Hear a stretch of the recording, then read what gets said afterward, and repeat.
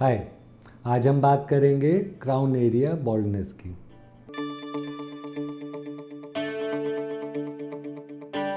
मैं doctor Arvind Poswal, doctor age clinic से। So this is what we call, इसे हम क्राउन एरिया कहते हैं। अब इसमें पूरा बाल 360 डिग्री में घूमता है। इसमें हेयर ट्रांसप्लांट में कई मिथ्स हैं।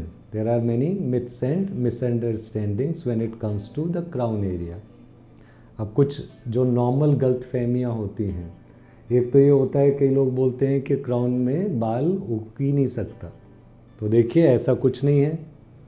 ये प्रॉपरली बहुत अच्छी तरह से जितना आप डेंसिटी चाहो उतना डेंस हम कर सकते हैं। अब इसी में ध्यान रखने वाली क्या चीज़ होती है कि पूरा एक आर्टिस्टिक चीज़ चाहिए सबसे ज़्यादा। यहाँ पे बाल उगाना में आर्ट इतनी नहीं इन्वॉल्व होती, हेयरलाइन में होती है, उसी तरह क्राउन में बहुत होती है। क्यों?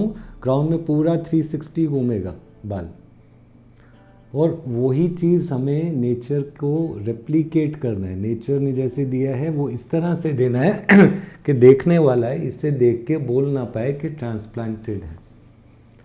ठीक है। दूसरी चीज़, कई बार लोग बोलते हैं कि ट्रांसप्लांटेड बालों में, क्राउन एरिया में जब हम ट्रांसप्लांट करें तो बहुत ज़्यादा बालों का ज़रूरत होता है, और इस कारण से पहले कई बार लोग क्राउन एरिया ट्रांसप्लांट करते भी नहीं थे। लेकिन अभी ये अच्छी खबर है, जैसे 2006 से बियर्ड हेयर हम ट्रांसप्लांट कर रहे हैं। तो इफ़ अ पर्सन है सफिशिएंट डोनर हेयर, यानी उसके पास यहाँ बाल तो हैं ही हैं, डोनर एरिया, उसके पास दाढ़ी अच्छी है और ये वाला एरिया अच्छा है, चेस्ट का बॉडी हेयर अच्छा स्ट्रॉन्ग है, देन वी डोंट हैव, तब हमारे पास कमी नहीं है बालों की, डोनर हेयर की, तब हम इसमें लगा सकते हैं। क्राउन में डेंसिटी के लिए यूजुअली ज़्यादा ग्राफ्ट का ज़रूरत पड़ेगा हेयरलाइन के मुकाबले। क्यों?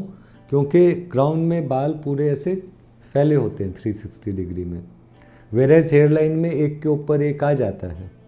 ठीक है, इसलिए क्राउन एरिया ट्रांसप्लांट इज़, मैं कहूँगा कि एक तरीके का टेस्ट होता है किसी भी डॉक्टर के लिए कि हाँ, अगर ये कर पाए तभी हम मानेंगे कि आप वाकई में फ्लाइंग कलर से पास हो रहे हैं।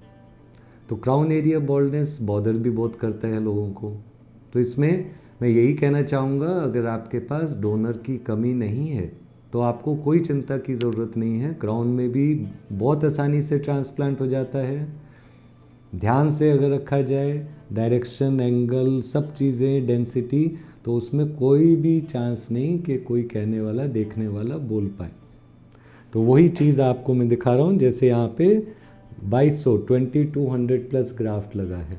ठीक है, तो इससे इसका पूरा तरह से इसको घनापन आ जाता है।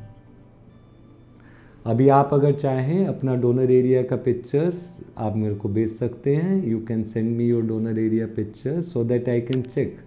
उन्हें देख के मैं आपको बता सकता हूँ कि आपका डोनर रिजर्व कितना है।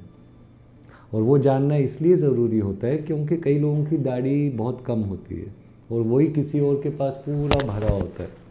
तो नेचुरली अगर आपका हेयर लॉस बहुत ज़्यादा है, सिर्फ क्राउन एरिया में नहीं, पूरा यहाँ से यहाँ तक है, तो कई बार आपको डॉक्टर्स बोलेंगे कि नहीं, हम सिर्फ यहाँ करेंगे। तो ध्यान रखिए, वो पुराने ज़माने की बात होती थी। अभी से 15-20 साल पहले, जब दाढ़ी के बाल ट्रांसप्लांट नहीं किए जा सकते थे, जब हम लोगों ने बॉडी का बाल यानी चेस्ट का भी नहीं किया था शुरू, सर पे लगाना बाल, लेकिन वो चीज़ को अब काफ़ी टाइम हो गया है। 1999 में चेस्ट के बाल सर पे हम ही लोगों ने लगाए थे, 2006 में बियर्ड के भी लगाए हैं। तो ऐसे रिजल्ट्स देखिए, और अगर आपको ज़रा भी डाउट हो कि आपके पास कितना डोनर रिजर्व है, हो सकता है आप जा रहे हैं कहीं, कोई बोल रहे नहीं आपके पास तो सिर्फ 3-4 हज़ार ग्राफ्ट है, और आप देख रहे हो कि मेरे पास तो बॉडी में बाल ही बाल भरे हुए हैं, तंग आ गए उन बालों से। तो देखो, सोचो, डोनर रिजर्व आपके सामने दिख रहा है, ये दाढ़ी ही आपका डोनर रिजर्व है। So never lose heart. अगर आपका हेयर लॉस जितना भी है, if you have sufficient area, तो आपका क्राउन भी हम भर सकते हैं पूरी तरह, इनफैक्ट पूरा एक यूनिट में अच्छे से डेंस कर सकते हैं। सो क्राउन को खाली रखने की ज़रूरत नहीं है। Go ahead, send your pictures, चाहे आपका क्राउन में एक स्वर्ल हो चाहे दो हो, हम उसको पूरी तरह से रिक्रिएट कर सकते हैं। Thank you.